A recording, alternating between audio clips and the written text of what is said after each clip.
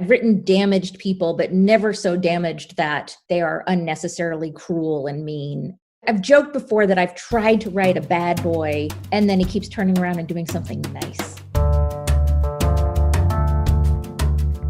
I'm Michael Tamblyn, CEO of Rakuten Kobo. We make e-readers and apps, and we sell ebooks and audiobooks all over the world, and we do it because we love reading and we want to make reading lives better. One of the best parts of the work that we do is that we get to talk with authors about their books, as well as the books that shaped them as writers and as readers. Welcome to Kobo in Conversation. My guest today is Julia Quinn, best-selling author of the Bridgerton series. Starting with The Duke and I, it's the story, really a set of linked stories, each about a member of the Bridgerton family, and all of whom love one another fiercely. And of course, it's the basis for the Netflix series, titled simply Bridgerton, but it also spirals out from there to other series with related families, atrocious musical performances, multiple epilogues, making her one of the reigning queens of Happily Ever After. She has won just about every romance writing award there is a member of the Romance Writers of America Hall of Fame, has been on the New York Times bestseller list 15 times last time I checked. Julia Quinn, welcome to Kobo. Hi, thank you for having me. To kick this off, and to help you and our listeners understand why this is an important interview to me, is it okay if I tell you a little story? Yeah. Okay. When we were first getting Kobo started back in 2010 and 2011, two very important things happened. The first was that we realized, and it's obvious now, but it wasn't then, how important romance was going to be as a category and how easily romance readers were making this jump from print to ebooks. And although I had been a bookseller for a long time, it wasn't a category that I knew a lot about, which seemed like a problem considering that the success of the enterprise now depended on us making a lot of romance readers as happy as they possibly could be. But it was solved by the second important thing that happened, which was that I got engaged to a fantastic woman. See, it's a love story. A lawyer, an advocate for seniors named Laura Watts, who's now my wife, Laura Tamblyn Watts. She moved across the country for me, from Vancouver to Toronto. And as a West Coast person yourself, you know that that never happens. And as the moving truck was pulling up, she took me aside and said, okay, you're going to see some things today, and how you react to them is probably going to determine the happiness of our relationship. And so the first thing that came out was furniture, which was good. We needed furniture. The second was about 150 pairs of shoes, and they were seriously good shoes. And I just installed 100 feet of closet space, so as long as I didn't need any for myself, that was going to be fine. The third was about 40 boxes of romance novels. And I turned to her and said, we need to talk. And she was instantly ready to throw down and defend her reading preferences. So I quickly followed it up with, I need to know as much as possible, as quickly as possible about romance writers and romance writing. Can you help me? And she looked at me very appraisingly and said, maybe. If you give me the next 60 days of your reading life, and if you do exactly as I tell you, I might be able to turn you into a not half bad romance reader. And so she made me a romance crash course. Historical, modern, Scottish, Western, paranormal, Eloisa James and Lisa Kleypas and Nora Roberts, Mary Bullock and Sarah MacLean, 60 days. But the very first book she gave me to read, the one that started it off, was a Bridgerton novel by Julia Quinn. This story is everything. Oh my gosh. I can't even tell you how hard it was for me not to interrupt you and be like, oh my gosh, that's amazing. This is incredible. Now, oddly, it wasn't the first one. I think it was the third. It was Romancing Mr. Bridgerton about Colin and Penelope. That's the fourth, actually, but yeah. The fourth, thank you. Okay. And I almost messed up the curriculum because I then wanted to start the next one or go back to the first through third ones. Mm-hmm. But it was my introduction to the families, to the Bridgertons and the Featherstones and the Smythe-Smiths and to Lady Whistledown and everyone in their orbit. And so I just off the bat wanted to thank you for that, because that was the best possible introduction to the genre that I could possibly have. Well, I'm thinking maybe I could take credit for your marriage. I mean, if that hadn't gone well, who knows what would have. Totally. Yeah. Exactly. I can so see the scene with her being like, all right, we're going to have a showdown right now, because Yeah. every romance reader has been questioned on her taste at some point. So that is awesome. We have a lot to talk about: the books, the show, living with an epidemiologist husband during a pandemic, the graphic novel with your sister. But because we're both about writing and reading lives, let's go back to young Julie. Mm-hmm. Do you remember the first book that really grabbed you as you were growing up? First? I don't know. I mean, I know I collected the Bobbsey Twins series in hardcover. They had these lavender hard covers. And part of the reason I collected that was that because my older sister collected Nancy Drew and I had to have my own thing. And Nancy Drew was like the all yellow covers, like that. That was yellow. Yes. And we lived about 2 hours away from our grandparents, and we would go visit them from time to time. And they would always give my sister and me $10. That was, a $10 bill. That was the gift. And then we would get home and we would always beg my mother to stop at Caldor's, which was this kind of discount department store that was in our town. And they had a book section, and the Nancy Drew and the Bobbsey Twin books sold for $2 each. So we could each get 5 books, and my mom would then pay the tax, which was nice, which I think came to 75 cents each. And so we would always say, we couldn't even go home. We'd say, Mom, you have to stop at Kelter's. You have to stop at Kelter's. And we would, get the 5 books. And I remember it was as much about the reading of those as the collecting them too, because they were numbered and they matched and they were beautiful and they were just these things to covet. So that was definitely something really early on I loved. I loved those Bobbsey Twin books, and I don't know what happened to them. And there was like this mystery too. There were like 10 books that were not available. I'm sure there was some sort of weird rights issue. Now that I'm in publishing, I understand this, but it was like the mystery of what happened in like numbers 23 to 32 or something like that. They were part of a sub-rights deal that only had them in the UK, and who knows? And like occasionally I would see hints of something somewhere. I mean, there's no internet, so I don't know where I seen pictures of these where you could see them with older covers, but they weren't available with the new covers. And, gosh, I haven't thought about this mystery for so long. And now I'm going to have to I'm probably going to end up on eBay collecting Bobbsey Twin books now. I just going to have to do it. You can thank me for that. Ugh. So your mother was supporting this. Family of readers? Oh, yeah. Family of readers. Absolutely. Everybody? Everybody's a reader. So when did romance make its way into your reading consciousness? I know that there was this one time I was at my grandmother's house, and she had a subscription to Good Housekeeping, and Good Housekeeping would publish condensed versions of novels that have, inside the pages. And like the first 4 pages were on a different stock of paper, kind of wasn't glossy, so you could find it easily, and they would print it with some sort of, illustration. And then it'd be like, continue on page 179, and then you'd keep reading. And I'm pretty sure I read a Kathleen Woodowitz novel. I mean, a very shortened version of a Kathleen Woodowitz novel in Good Housekeeping at one point. And I think that may have been the first, but I also read a ton of Victoria Holt, and in every incarnation that she had, and there's Victoria Holt and Philippa Carr and Jean Plaidy. She wrote so many books, and those I would get out at the library. And I was a walker at school. I would walk to and from school because we lived too close for school buses, and the library was on the way home. So I would go there all the time and, see which ones they had. I don't ever recall putting a hold on a book. Somehow it never occurred to me to do that. I would just sort of, get there and be like, did somebody return, Bride of Pendragon, or, so I definitely read all those too. So yeah.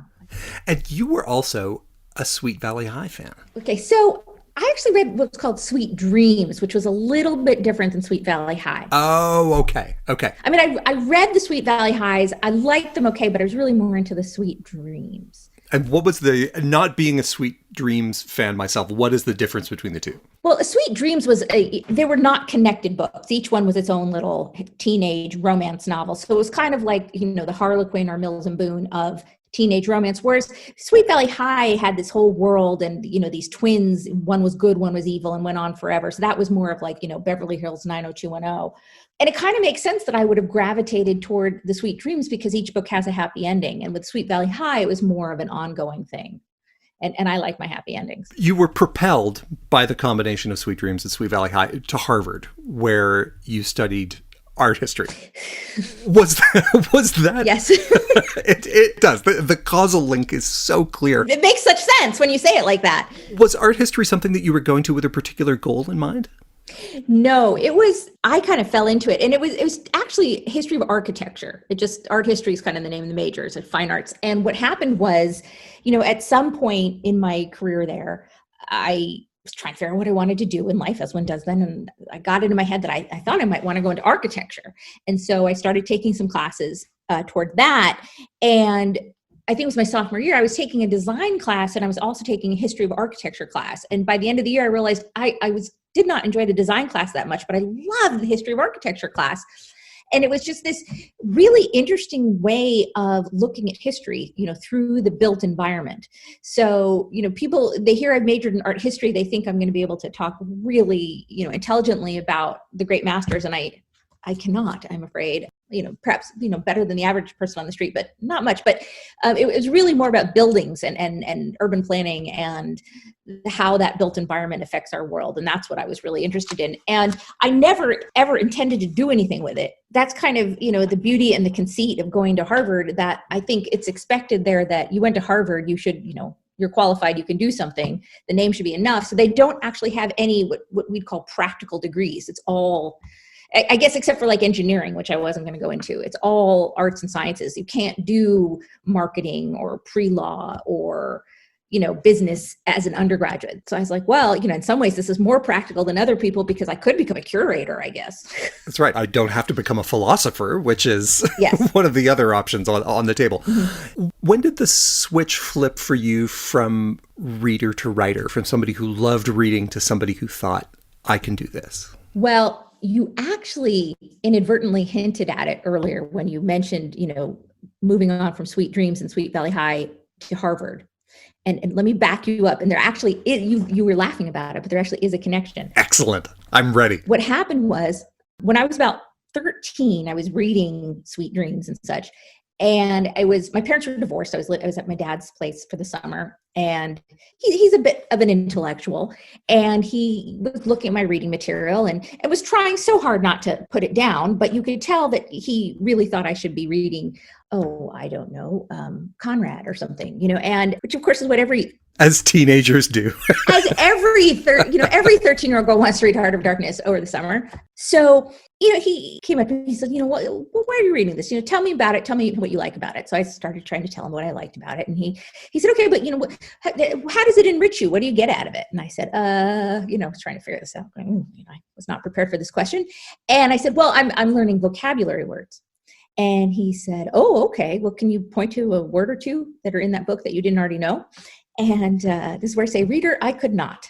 And, I don't know whether this says more about my vocabulary at age 13 or just what was in the books. There are many great qualities to a Sweet Dreams romance, but an extensive vocabulary was not one of them, I have to admit. And so I couldn't do that one. So I said, well, I'm reading these because I'm doing research, because I'm going to write one. At which point he said, okay. And so that night, he sat me down in his office, and we were one of the only people around who had a home computer. This was like 1983. It was an Osborne, I remember. The screen, no, you can't see me, but I'm making a very small screen with my fingers. It was, maybe 8-inch screen, tops, diagonal. With the green letters. Yeah. With the green letters, black, and the blinking cursor. We used WordStar, which was an old word processing program.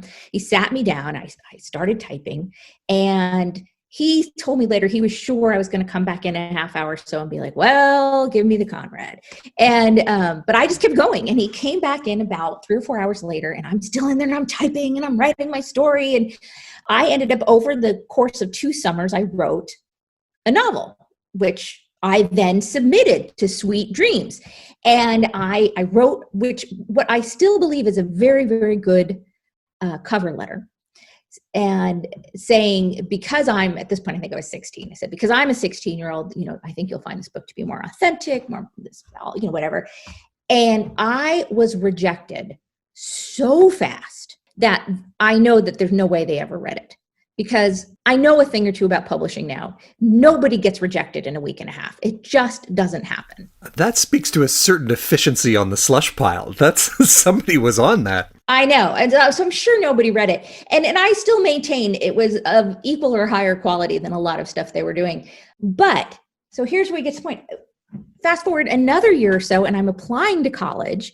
And I was kind of demoralized enough by this that I never sent it anywhere else. But now I'm applying to college, and I get to a question on my application, and it says, tell us about a book that has been especially meaningful in your life. So I wrote about the book I wrote. And I am convinced to this day that that is how I got into Harvard, because it had to have been the only thing that set me apart from other people. I mean, the application pool is filled with people who score well and get grades and work hard, but I think I was the only one who wrote a teenage romance novel. And I'm convinced that's how I got in. So there you go. Your writing continued through school, and you made a decision at a certain point that you wanted to study medicine. And my understanding is that you wrote novels as a break from studying science. Is that something to do in your off hours? Is that correct? Sort of. What happened was, it was in my senior year, I decided that maybe I wanted to do medicine. And it kind of joke, it's really because, who knows how to get a job, right? I don't know how to get a job, but I knew how to apply to school. I'd done that. So I was like, oh, then I'll apply to medical school. This is a very narrow worldview, but I also sort of rediscovered a love of science toward the end of my senior year. I was this classic case of the girl who thought she shouldn't be into science because it wasn't girlish, which is a horrible, horrible thing. And hopefully we're getting past that. But I rediscovered a love of science. And so I thought, actually, this would be pretty cool. But then because I had majored in art history, I hadn't taken these science courses that you have to take in order to even apply to medical school. So I spent the next 2 years taking these courses and taking organic chemistry and physics and stuff like that. And because I was taking these courses, I couldn't hold down a full-time job. I mean, it would have been impossible. So I was working as a fundraiser for various charities and stuff like that, which is not terribly taxing mentally. And so in my free time, I thought, okay, well, I'll work on this novel that I had kind of started between junior and senior year of college. And I worked on that. And then in May of 1994, I was accepted to medical school and I got my first book deal, all basically in the same month. And it was an exciting month, possibly one of the most exciting months of my life until this past month, which we'll get to, which has been pretty incredible. Yes. But I ended up deferring medical school for a couple years to pursue the writing. And then I had like a little crazy crisis of confidence. And I was like, oh my gosh, I'm not qualified for anything. Everybody I know is going to graduate school and I better go to medical school. And so I did that for about 3 months. And then I withdrew. I said, this is not right for me. And I have not looked back. And as you mentioned earlier, I am married to a doctor, so I know exactly what I'm missing. The road not traveled is right in front of you all the time. Oh. Yeah. The road not traveled is, I can stick my toe into it at any time. And he's actually not an epidemiologist. He's an infectious disease specialist, which is not quite the same thing. And that particular road this particular year has been particularly brutal. No kidding. Yeah. And my understanding is that you sent that first manuscript to your mom. Did she give you some feedback on that? I did. She did. She said she read it. And this is, back in the day when you would have to print it out and put it in the mail. And it was a big deal to send a manuscript out. And I was living across the country from her. And she read it. She said, wow, I never knew you were such a good writer. And she goes, but it's not Judith McNaught. And I was like, okay, Mom, thank you. And she categorically denies this now. She has no recollection, but I would never. How could I make that up? You could not make that up. But to be fair, to her was Judith McNaught the gold standard to which all other probably, yeah, romance novels should be judged? Yeah, probably. Okay, so that may have just been an unattainable bar to clear at the time. It certainly was for my first novel. I'm doing my best to give your mom the benefit of the doubt. It's okay. She has been forgiven. And my dad too. Both of them are now my biggest fans. Excellent. Yeah, there are other things for which I may not forgive them, but not that. Yeah, you don't just write individual books. You write series. And as booksellers, we love that. Thank you very much. Always good to have a series to sell. Before the Bridgerton series began, you wrote, I think, 7 books in 5 years, which in itself is impressive as output. And there was the Splendid Trilogy, and then 2 books of the Linden Sisters, and 2 books of the Agents of the Crown, which I really liked. Oh, thank you. It made me wonder how a series gets started when it's the first book in a 2-book arc like the Linden Sisters, or the first book in an 8-book series like Bridgerton's. Do you know what you're getting into when you start that first book? Almost never. I mean, some authors do. Don't get me wrong. I have, one of the lovely things about romance is that you tend to know a lot of other authors in your field. And so I have talked to other authors, and there are as many ways to do this as there are people. And even for me, each one is a little bit different. I'm thinking and also I wrote those books so long ago, I'm not sure I can actually fully recall. I know with the Bridgerton series, I did not set out to write an 8-book series. Originally I thought it was going to be 3, and my editor said, no, just make it 2, because whenever somebody writes a trilogy, the first book's exciting, and then they save the most interesting character for last, and then the second one's kind of like, it's but then I really argued for the 3, and then before we could, at some point, then the series took off, and then they were like, no, do 8, it'll be great. So that was flying by the seat of my pants. I was not planned at all. And in fact, there was places where I realized I kind of wrote myself into a hole. At one point I said, oh my gosh, I'm going to have 3 28-year-old spinsters in a row. What am I going to do? And so I casually decided on mentioned that Francesca, who's the heroine of the 6th book, had gotten married and widowed. And I didn't even say anything other than that. And then of course I get up to her book and I'm like, oh crap, I got to figure out what happened to her. How do I do this now? But I'm glad I did, because I needed to get it set up so that it could be a different type of story than the rest. But for most books, I don't have them super plotted out. I may with a series know who is going to star in it, but I haven't figured out the stories. Looking back now over a number of books, are there characteristics that you see for a Julia Quinn female protagonist or a Julia Quinn male protagonist? Like if we lined up 6 young women in their first season, or 6 dukes chafing against the responsibility of their titles from 6 different authors, how would we pick a Julia Quinn protagonist out of that lineup? Well, they definitely have a sense of humor. They absolutely have a sense of humor, and they are, even, and none of them are perfect. They all have flaws, but they are at heart, I think, good people you'd want to be friends with. I've written damaged people, but never so damaged that they are unnecessarily cruel and mean. I've joked before that I've tried to write a bad boy, and then he keeps turning around and doing something nice. And I like reading books with bad boy heroes, but I can't seem to do it. And, and I guess it makes sense. I married the ultimate nice guy. I mean, he goes to work every day to save humanity. I mean, he's, Mr. Feminist. I don't, what else can I do? But yeah, I think just ultimately good people with a sense of humor who are very loyal to the people they love. I think that is at its heart, where they start. When you were first starting to write, or even now, were you thinking, these are things that in this genre I want to do differently, or here's what I want to do that's going to make this interesting to me? Yeah, I do know. I remember when I was writing my first book, there was one thing that I did set out, I very consciously thought about, and that was that I wanted to depict female friendship. I felt that at least then, and I don't think this is the case now, but then it was lacking in the genre. I mean, and I'm sure you could point to several cases where it was, but as an overall thing, you just didn't see it that much.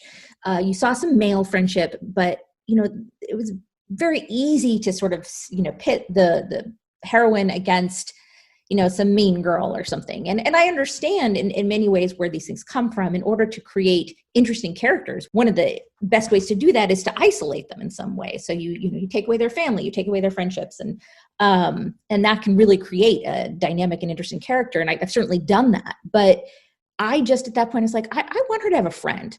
Let's give her a friend. In that case, it turned out to be her cousin, but I was like, let's give her a best friend. I mean, don't we all want a best friend? Why not? And so that's something that you've seen a lot of in my books. people with, some good, healthy relationship outside of the romantic one. It's not everywhere, but I just really wanted to show that, like, be like, hey, you know what? Women can be friends. We're not all like these backstabbing whatevers. Why not? The heroine doesn't have to be lifted onto a pedestal in, contrast to some awful woman. She can be lifted to the pedestal because she's friends with a great woman. So that's something I definitely set out to do. And all along, I knew I wanted to have books with humor in it because that's what I like to read. But I think that's also just my natural writing voice. I don't know that I could write anything that didn't have some humor in it.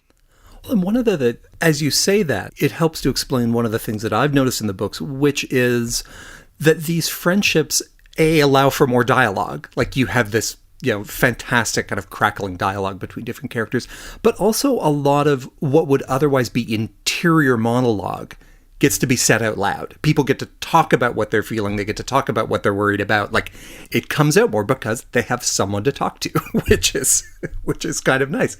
The Bridgerton Steers started with the Duke and I in 2000 and is the story of this extremely tight-knit family of 8 alphabetically named siblings, each book telling the story of one family member's romantic story. And 8, let's be clear, is not a bad number of books for a series. But this one has also spiraled out into other families, the Rokesby family, the Smythe-Smith quartet, the Lady Whistledown novellas. Did you get to the end of 8 books and think, I'm just not ready to leave these people yet? No, I got to the end of 8 books and thought, I'm done for a while. Mm-hmm. I really needed to sort of set it apart. And I purposely didn't go back there for a while. And it was very odd.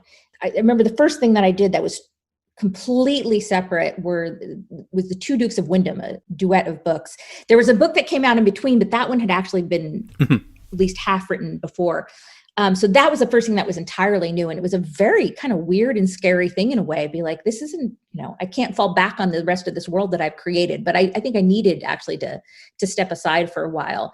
But the Bridgertons were always there in some respect. I ended up writing these second epilogues, because readers would come to me. They said, well, what happened to so-and-so? Did she ever find the diamonds? And did this person have a baby? And what happened when he found the letters? And I would just say, I don't know. I will get back to you.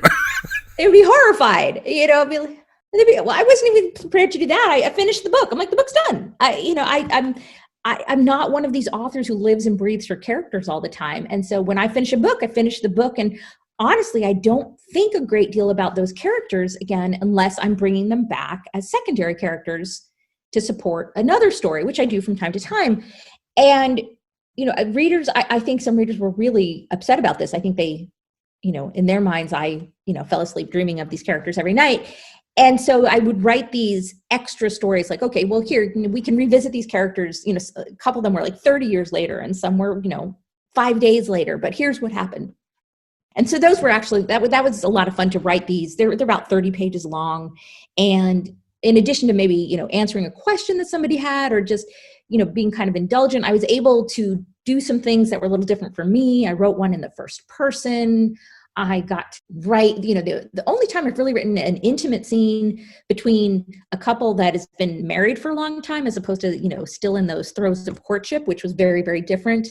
So yes, those were a lot of fun too. And it's obviously writing something that's 30 pages long is very different than writing a whole novel. With these series, as they start to come together and you're trying to figure out the next one, the next book, is that an organic process as you find characters and situations that you're interested in? Or when you're in the middle of a big series, is there a giant map on the wall somewhere in your house in Seattle with pins and strings and lines and everything all mapped out? Yeah, any map with pins and strings usually has to do with the COVID epidemic. But no, I'm not, in terms of like my overall career, I'm definitely not a plotter. I've talked to authors and they'll be like, oh yeah, I'm going to write this book and that book and this book and that one. And I'm like, I don't even know what I'm going to do next. I rarely, and that's why I end up taking off too much time off between projects as well, because I'm sort of like, what am I going to do? It's much more of an organic, but organic seems to even imply that it like can be counted on in some way. It just naturally flows. Yeah. It's like a rusty machine. Yeah, like clawing to get my head above water with this and be like, I need an idea. Looking across the the genres of writing, romance is one that has traditions. It has tropes and forms that both readers are conscious of as they're picking the book up, writers are conscious of as they're writing, and that's not in any way unique to romance. Ask a crime novelist about traditions and tropes. But I'm interested in your relationship to the tradition of romance. Do you have a sense of how far you can push and pull the form? Is that something that's interesting to you, or is it like the water that you swim in? Very interesting question. I would not describe myself as a writer who, pushes the envelope a lot in romance. I'm really more interested in how creative I can be within it. But that said, as I say that, I think, well, actually, I have done a few things that are kind of different, but it's more structural than story-wise, if that makes sense. And that to me has helped keep it a little fresh for me. So for example, I mentioned the series I wrote a while back called The Two Dukes of Wyndham. And it's 2 books. And what was different about it, especially from a writing standpoint, is that each one has its own romance. So it has its own internal story, but they share the same external plot, which is who is the true Duke of Wyndham. And so you have scenes that take place in both books, but from different points of view. And I realized as I was trying to get this set up that the only way to write it so that the second book and the characters wouldn't be completely dependent on what I chose to do for the first would be to write them simultaneously. So I wrote those 2 novels at the same time, which was completely fascinating. I loved it, and I will also never do it again. But for me, that is how I like to elbow the edge of the envelope and things like that, rather than, shaking up the story in a big way, because, with romance, I want that happy ending. In a speech that you gave to the Romance Writers of America in 2015, you said that one of the most important things to realize as a writer is that you have to accept you can't please everyone all the time. How long did it take you to figure that out? Oh, I'm still figuring that out to some degree, and it's not just as a writer, I think in life, especially, as a woman, we want, we're trying to please everybody. And that's, I'm that type of person. I'm the type of person who, I want people to like me. And if I love something, I want everybody to love it. And it's, even if it's not my thing, it's like, if I find a favorite book, but I want you to like my favorite book too. And that's who I am. And so it is, it's a constant, difficult struggle. And it's tough at times too, because as you become more of a public figure, which has happened with Bridgerton, the Netflix series a little bit, suddenly people are, they're not just picking apart your books, they're picking apart you in some respect. And so it's really kind of have to remember, okay, you know what? I can't please everybody all the time. And I just have to, I don't want to only please myself. It's not just about that. I'm not writing for myself. I am writing for my readers. So you got to kind of find some happy medium. And I have a few benchmarks that I have adopted as signs of success. So for example, for every book that I've written, somebody has told me that it is absolutely the best book I've written. And somebody's told me that it is without a doubt the worst. And for me, that's a really good sign. That means that I'm doing something right. Because one of my big goals is not to write the same book over and over again, and not to have that one book that outshines everything. And sure, there's some books that more people mark as their favorite than others, but I like that. I like, some people saying, no, that's not her best book. This one is, and no, this week. So anyway. But you do have this very engaged, passionate audience, and readers reach out to you all the time. Mm-hmm. And you have lots of readers, so this is the very definition of a high-class problem. But how do you think about that back and forth, and what are the kinds of things that they tell you when they reach out? Some of it are just, oh, I love the book. Some very, basic stuff. But, sometimes you'll get stuff that's very meaningful. People will say how much these books meant to them during a difficult time in their life, which I think, when you write books with happy endings, perhaps you hear more than the people writing, dark Scandinavian crime dramas, which are also wonderful books, but maybe not what you need to carry you through a difficult time in your life. So I hear that. Another thing I hear, which was very startling at first, but also very gratifying, is I've heard from women who have said to me that before they found romance novels, they were functionally illiterate. And it was only when they actually found books that they wanted to read, that they began to say, women, I want to read this. I want to do this. And they really learned how to read. And that to me is incredibly powerful. And that was something that really kind of humbled me. And like, I just sort of lay down for a while being like, oh my gosh. But in truth, my readers, I mean, it's really a spectrum. I'll hear from, the women who've said things like that. And then I'll hear from people who are professors at MIT. It's really all across the board where they read. And so it's kind of nice to see the variety and the diversity within the readership is just so much fun. But they will let you know if they don't like something. Like if something has, if a character hasn't landed properly for them, they're going to tell you. They will. Yeah. And when they're disappointed, they're always profoundly disappointed. It's never just plain disappointment. But I don't see as much of that, I think, anymore, because I took the email link off my website, so people can no longer email me. And that wasn't why I removed the email link. It was more because it was taking me so long to answer that I was afraid I just wasn't even going to get to some. And I would rather not get the email than not answer it. So I used to tell people I'm on Instagram, I'm on Facebook. I don't necessarily answer everything on Instagram, but if you post to my Facebook wall, I will answer you. And maybe and some people will post their disappointments on the wall, but I think a lot of people don't feel comfortable posting their profound disappointment on the wall. So that's good. So maybe I'm just seeing less of it now. But we do sometimes get in political discussions over there. Not much. I try to stay out of it, but anybody who's over on the Facebook wall knows where I stand, I think. Yeah, and readers, I think they're great. I think I would not be a writer, or I'd have difficulty being a writer in an age where you don't have that communication with readers. I write because I want to be read. I'm not just writing for the sake of writing. It's not just for me. I really like knowing that these words are being received somewhere. As a bookseller, one of the reasons I love talking to authors of romance and science fiction and crime, and it's something that you've talked about before, is that you're in a marketplace. You know the romance market, and over time, you've gained more experience of how that marketplace works. How do you, as a writer, balance that knowledge of the market that you're in and the things that the market wants versus trusting your instinct as a writer and going with your gut on the kinds of stories you want to tell?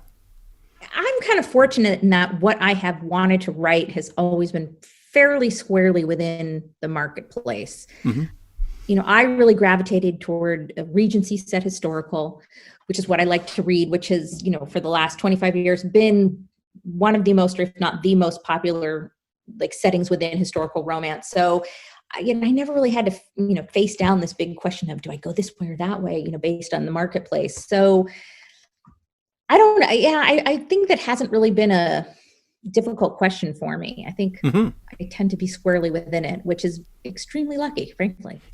You published your first book in 1995. Mm-hmm. How has romance as a genre changed in that time? Are there new themes or new expectations that you have either brought into your writing or you felt like you had to look at as the times change? The first big change, I think, that I really saw was just a move towards a lot more explicit intimate scenes in romance, which I just sort of sailed past. I kind of am writing at the same level of sensuality I always have been, which is somewhere in the middle. I always tell people that, I don't shut the bedroom door, but I'm also not 50 Shades of Grey. It's, it's somewhere in the middle. It was funny. I do have one book, When He Was Wicked, which I think is a little bit spicier than the rest, but that was what the story called for. And it was kind of funny. I remember reading some review where somebody saying I wonder if her publisher was pressuring her to make her books hotter. And I was like, no, that's what the story was. But the biggest change, which is more recent and still has a ways to go, is that it's becoming a lot more inclusive and a lot more diverse. And that is wonderful. And I'm ashamed to say it's something I didn't really notice for a while. I mean, because it didn't affect me. I knew I had, author friends who were Black and they were writing, and I assumed everything was fine because they were there. But, I had no clue to really the extra hurdles that they were having to jump over just to, get their foot in the door, and how many people were discouraged because they just couldn't be heard. And I think, things are opening up now. And again, it's still not where it needs to be, but it is getting a lot better. And so one of the things that I've been doing as an author or trying to, is to shine a light on some of these books that people might not find otherwise. Because that's a age-old problem within book selling and being an author is like, how do people find your books? I actually worked in a bookstore for a while, and, I can remember, okay, well, let's take this book and put it up front and maybe someone will see it. I mean, if you bury it, if nobody sees the book, how are they going to buy it? So I've been really trying to like show people, hey, there's this great book, like my friend Vanessa Riley, she writes books set in the Regency with characters of color. And I want people to know that this exists. You can try it. I'm not saying you have to read it, but you should know it's there and know that it's an option. And I hope you'll give it a try because it's a great book. So I've been trying to use my spotlight to shine a light on other authors. And I've been doing that for several years now. And obviously not just authors of color, but, everyone. It's been kind of a fun thing to be able to take this, spot that I suddenly have in this world and be like, hey, look at this book. This is really cool. And this creates a great segue to Bridgerton, the TV series. Mm-hmm. When did you first know it was going to get made? So it was almost precisely 4 years ago. I was sitting in Starbucks and I got a call from my agent. He said, have you heard of Shonda Rhimes? And I said, yes. And he said, well, I got this phone call. And we were just like, wow, who knew? And so, really didn't get my hopes up at first because, I know authors who've had their books optioned, and it's, much more likely to get your book optioned and then have nothing happen than to get your book optioned and have something actually get made. But all along the way, I kept looking, being like, it really feels like this is going to happen. Seems like this is actually going to happen. And it just kept moving forward. And it's this wonderful story of everything going right. And, it took a while because, first we had to do the contract, and then she was moving from Shondaland. Well, she's still at Shondaland, but then she was making her deal with Netflix. But yeah, it's incredible. A few things jump out at us when we watch the show. Mm-hmm. The first is that it's gorgeous, mm-hmm. Just sumptuously beautiful. When did you first get a hint of what it was going to look like, of how your world was going to show up on the screen? So before I even knew anything about the cast, I was given the directors of the art director and the costume director. And so I was able to sort of do a little research on them and look at what they've done. And that's when at which point I thought, oh my gosh, this is going to be incredible. Like these are not fly by night people. These are people with incredible backgrounds and resumes. Yeah. So that was incredible. And then I feel like I'll keep saying incredible over and over again, but it's true. And then, then they started announcing the cast and my head basically exploded.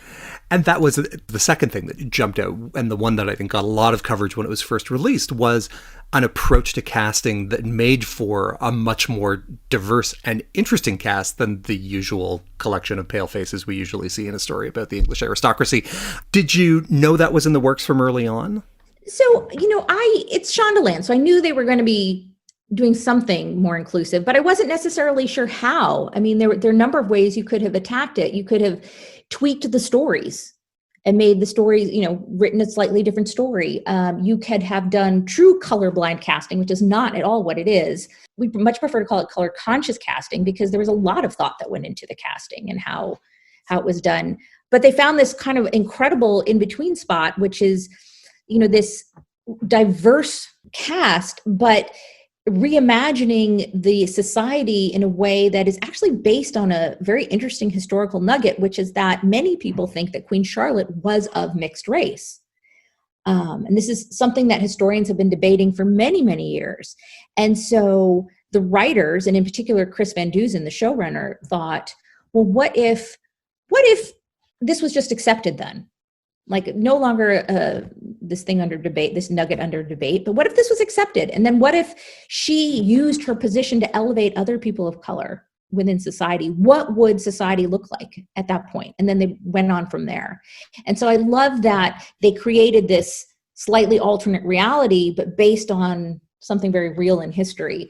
And they just went from there. And I think it's amazing. And the emotion I feel most of all actually is gratitude.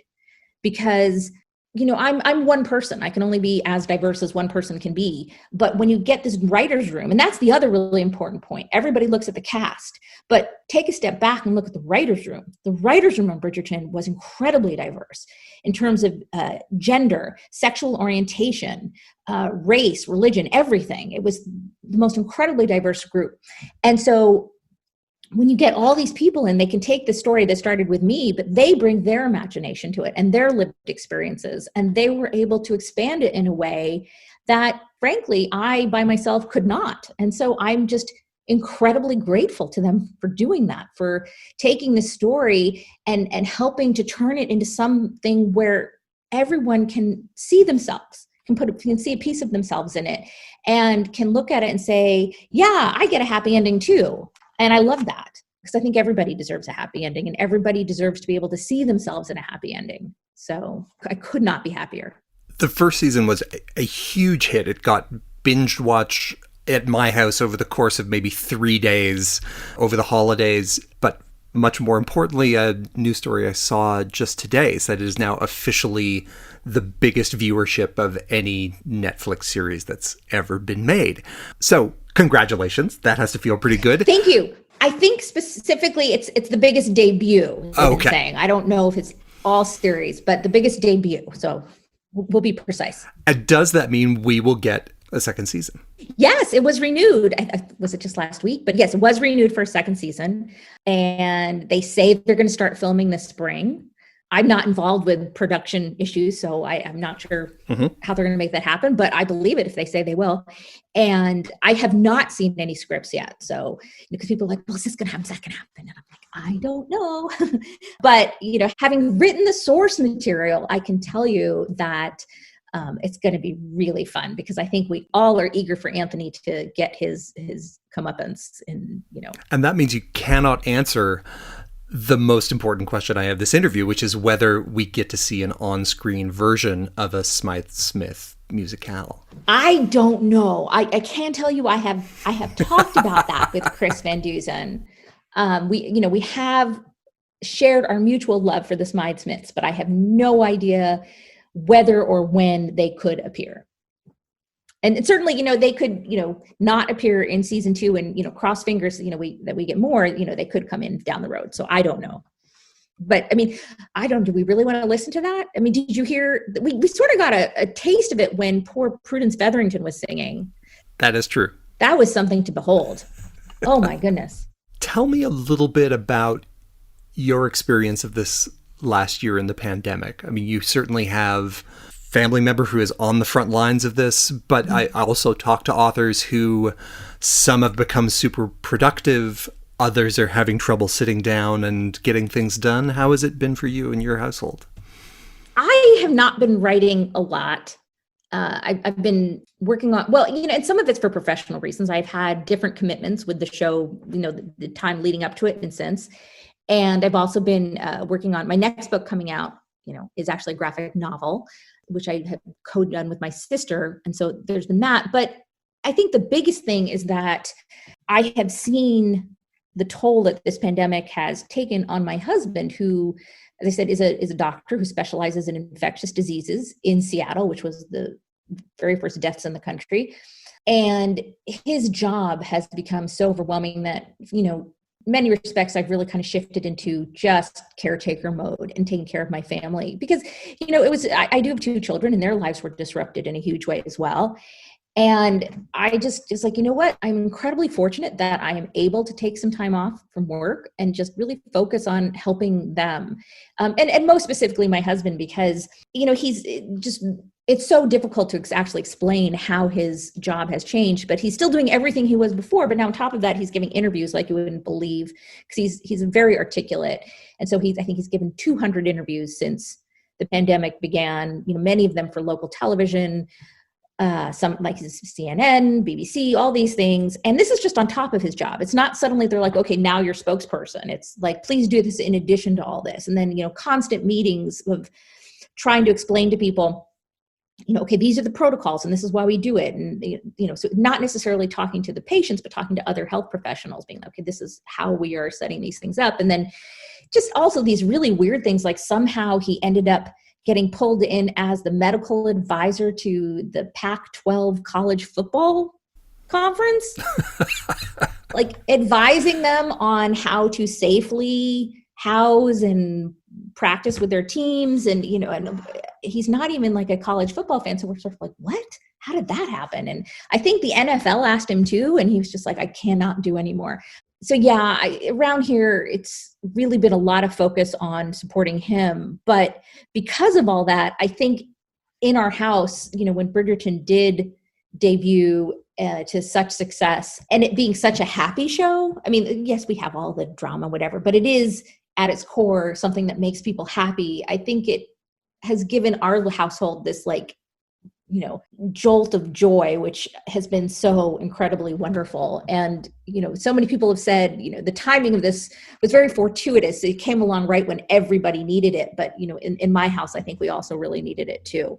Speaking of family, tell me about the project Miss Buttersworth and the Mad Baron that you're doing with your sister. Yes, this is so much fun. And it kind of harkens back to when I was telling you, like for me, the way I like to push the envelope sometimes is to work with structure. And so this is a classic case of that in doing a graphic novel. And what happened was way back in It's in His Kiss, which is the 7th Bridgerton book, Hyacinth, the heroine of that story, would visit Lady Danbury, who show watchers will hopefully love. She's one of my favorite characters. She would go there once a week and read to her. And she was reading to her from this like over the top Gothic novel called Miss Butterworth and the Mad Baron, where, every chapter ends with this poor girl hanging from a cliff or being thrown off a cliff or getting, both her legs are broken. She gets all these things. And I had so much fun writing it that, I ended up popping it into another novel. And then another one where suddenly we end up revealing who the author is. And it was just this ongoing book within a book that I had so much fun with. And then readers started asking me to write it. And I said, I can't do that. It's really fun to write snippets and paragraphs, but I couldn't possibly write a whole novel of this. But then at that time, my younger sister was, really kind of starting forth her career as a cartoonist and illustrator. And it occurred to me that it would make a really fun graphic novel. And, she was really looking for a project too. And so we ended up doing it together. And she did a lot more of the work than I did, but it is really fun. And I'm so excited for people to see it in August. It's still a romance, definitely a romance, but it's something totally different. And actually, younger readers it'd be totally appropriate for younger readers too. There are talking pigeons, so we break the fourth wall in some places. It's fun. It's really fun. If I'm not mistaken, a book within a book that also appears in another author's book, because I think it shows up in an Eloisa James novel as well, doesn't it? Probably. I think she asked me my permission to do that. I've done that before too. I actually had I can't remember which book it is, but I had a character reading a book that was written by Elisa Kleypas, heroine too. We have fun. Yeah. We're all friends. We like to do that. Well, and I think I have seen a Julia Quiplet, I think, show up in an Eloisa James novel next to Elisa Clampus. Yes, that would be true. You have what seems to be this fairly close connection to a circle of other romance writers. Who's in that circle? Like, who are the people that you reach out to when you are either like struggling with the work or just needing the like emotional support to get to the next page? Gosh, that's so hard because I'm afraid I'm going to leave someone out, but certainly Eloisa and Lisa. My very closest friend in the world is Stephanie Sloan, who is a lesser known author, but like I've been friends with her since before she wrote. Sarah McLean, Tessa Dare, Vanessa Riley. I know I'm forgetting people, but yeah, all these people. You can blame us and say that we cut them out in editing. Yes, they cut. If you didn't hear your name, they cut you out. Exactly. Are there authors out there who you are fascinated by, who you just grab every time you see them on the shelves? Yeah. And, there are some romance authors who I can't understand why, they're not more people are reading them. Like the one sort of unsung gem who I love is Julie Ann Long, who writes, she's written a couple contemporary romances, but mostly historical romance. And her big series, which I think she has completed, is called Pennyroyal Green. That's the name of a village or whatever, which is just fabulous. And I thrust those books into everybody's hands I can. And those I think are really, really great. I mean, I love all the books by the people I mentioned. I have a couple, outside of romance. I love one of my favorite books in the entire world is called The Last Days of Summer by Steve Kluger. I don't know if you know that one. I love that book so much. It's an epistolary novel, which I adore. Oh, there's another great book that nobody knows about that I love so much is called Lost in Place, Growing Up Absurd in Suburbia by Mark Salzman.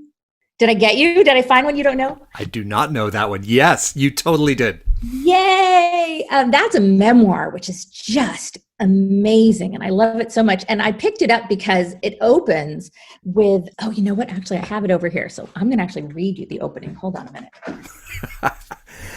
I've read other books by Mark Salzman, if it's the same one. Yes, probably. He wrote a book called Iron and Silk. Yes. Which I think is his more well-known one. Yeah. So this is actually a memoir. And the reason I picked it up, it opens this. It says, when I was 13 years old, I saw my first Kung Fu movie.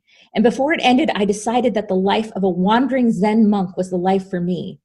I announced my willingness to leave Eastridge Junior High School immediately and give up all material things, but my parents did not share my enthusiasm. Well, I went to Eastridge Junior High School. So yes, that's how this book fell into my hands, because I was like, wait a minute, I went to Eastridge, and it says here, the oldest child in a middle-class household in Ridgefield, Connecticut. And I was like, that's me.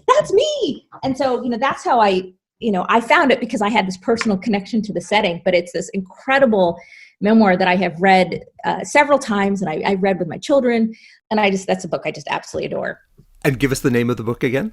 It's a long title. It's called Lost in Place, Growing Up Absurd in Suburbia. And I think he's about 10 years older than I am. So it's not quite the same time frame, but it's I don't know. It's one of those books that really calls to you. Like, I recommend a lot of romance novels to people. And I hate when romance novelists go on and list their 10 best books and none of them are romances. I will never do that. But this is one I'd like to tell people they should pick up.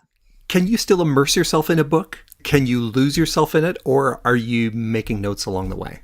Both. I mean, it really depends. I can lose myself in a book, but every now and then I'll read something and be like, oh, that was an awkward point of view switch. I think it's easier to jolt me out. But no, I absolutely can immerse myself, which is good. Last question. Does your mom still rearrange bookstore shelves so your books face out? My dad sure does. My mom probably does. But I know my dad does, because I've had to caution him. I'm like, Dad, you don't want to be that creepy old guy in the romance section, okay? You need to work which isn't to say men shouldn't read romance, because they should, but he was out there grabbing, he's like, have you read this one? It's really, really good. I was like, yeah, stop. But yes, no, my parents absolutely do that. And I do too. Of course you do. Why wouldn't you? Everybody does that. Oh my gosh, yes. Julia, thank you so much for joining us. Thank you. This has been so much fun. I have been speaking with Julia Quinn, author of the Bridgerton series and so many others. Check the show notes for links to the Kobo store, where you'll find all of Julia's books and all of the books that we've talked about today. And you can find past episodes of Kobo in Conversation at kobo.com/conversation. Make sure to catch every conversation by subscribing wherever you listen and leave us a review. It helps other readers to find us and gives you a chance to tell us what you'd like to hear more of. Kobo in Conversation is produced by Nathan Maharaj, edited by Kelly Robotham, and hosted by me, Michael Tamblyn. Thank you for listening.